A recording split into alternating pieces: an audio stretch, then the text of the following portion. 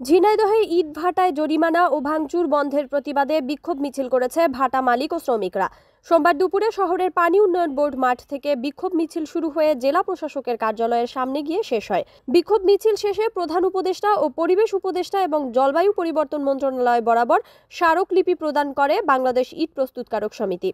অতিরিক্ত জেলা প্রশাসক মোহাম্মদ সাইফুল ইসলামের কাছে স্মারকলিপি হস্তান্তর করেন বাংলাদেশ ইট প্রস্তুতকারী মালিক সমিতির সভাপতি ও জেলা বিএনপির সভাপতি অ্যাডভোকেট এম.এ. মজিদ।